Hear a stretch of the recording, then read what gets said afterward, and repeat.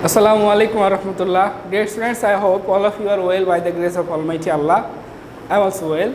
Welcome to our online platform of NIVS Home School. Dear students, here I am Muhammad Farooq Hussain, Assistant Teacher of National Ideal English Version School. And now I am going to conduct an agriculture studies class for the students of class 8. And our today's topic is chapter 2, lesson 1, 2 and 3.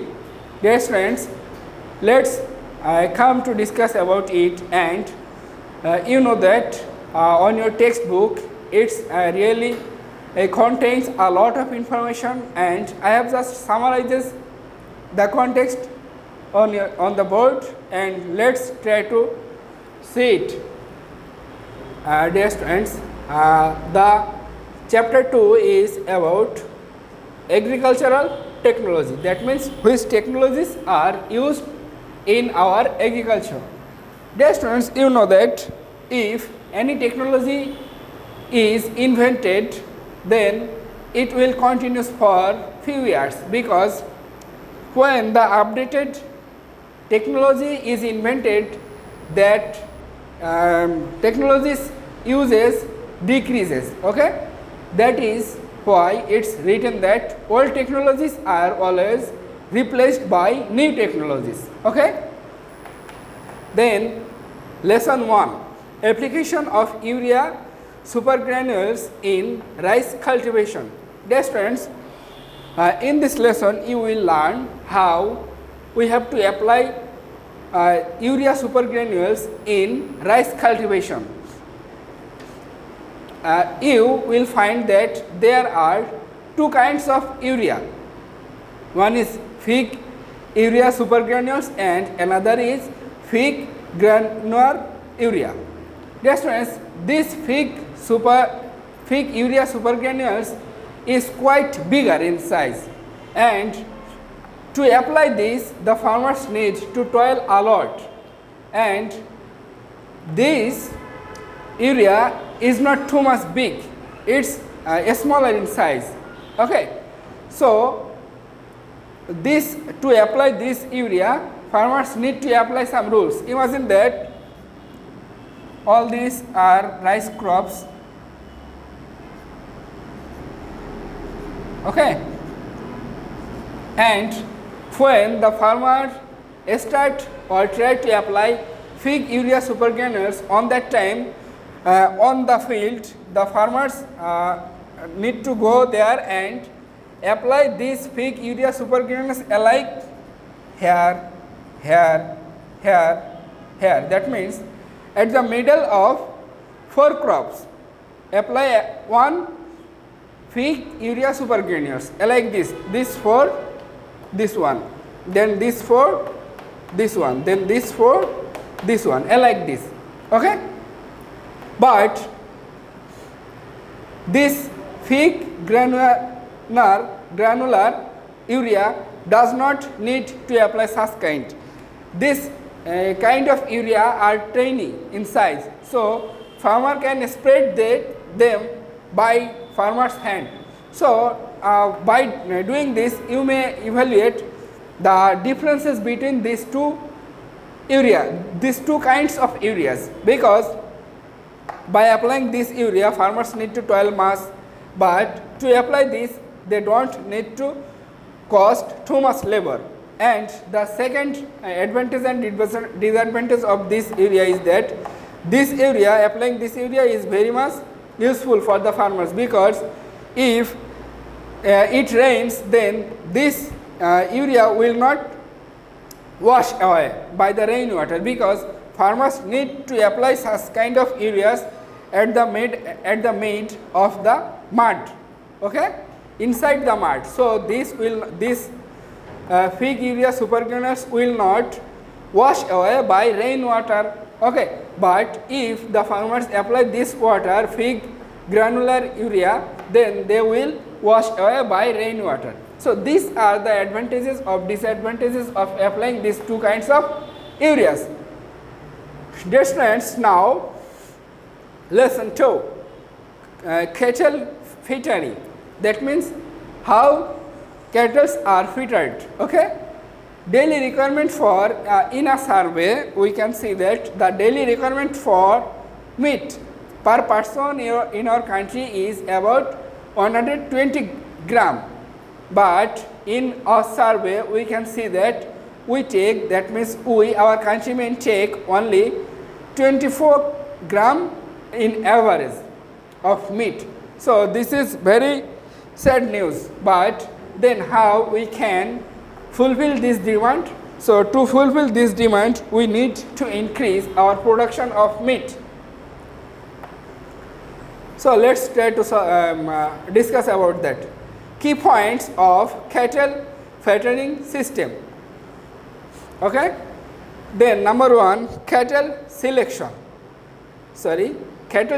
and purchase. Dear students, to get the best benefit from the cattle, first of all we need to select those cattle which are very much good, okay, and purchase that kind of cattle. Then housing. The housing of cattle is most important. It should be 1.5 meter multiple 2 meter. Okay, it's housing for an individual cattle. Then treatment of diseases. Dear students, you know that nowadays every animal contains some diseases.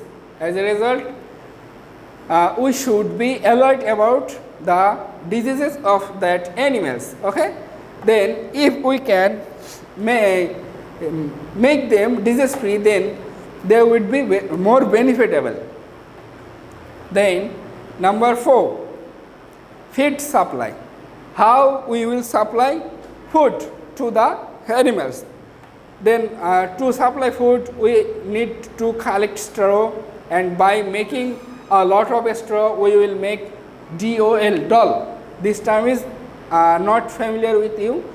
By making few straw we make doll, and by making a doll we need to apply urea fertilizer on it and keep it for 15 to 20 days, and after mixing that we have to meet 300 to 400 molasses on it, and by doing this we prepare it as food for cattle.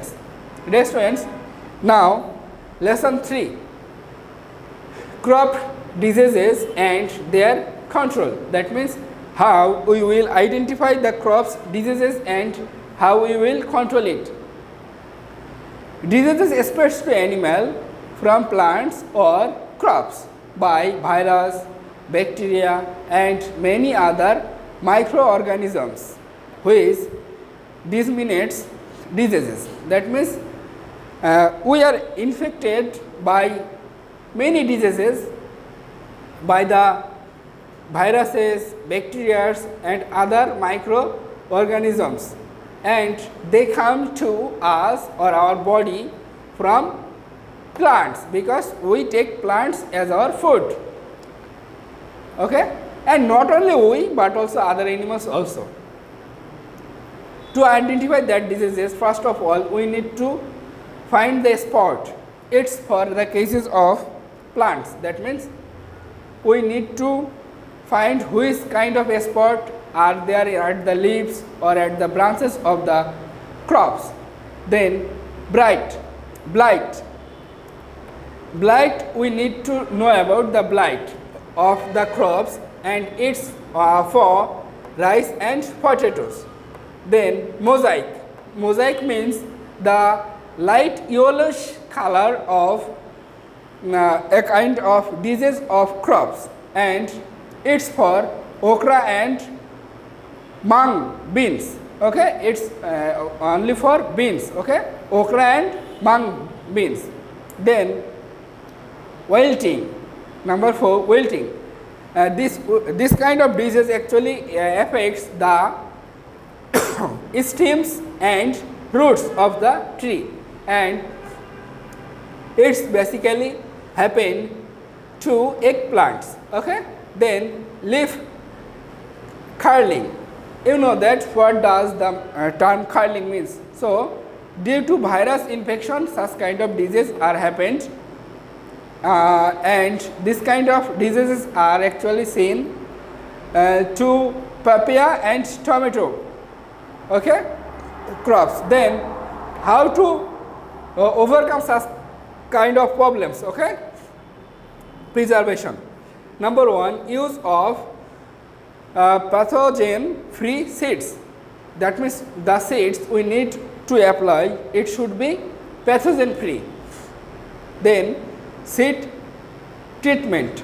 Now, first of all, at the time or before selecting the seeds, we need to treatment it carefully. Practicing clean cultivation, it's another important term for getting disease free crops. Burning or burying infected crop plants, this is another important term, because from that infected crop other good crops would be infected, okay. This was the preservation measures. Dear students, you have homework number 5. It's about make 5 multiple choice question, okay. Dear students, this was all about today's class.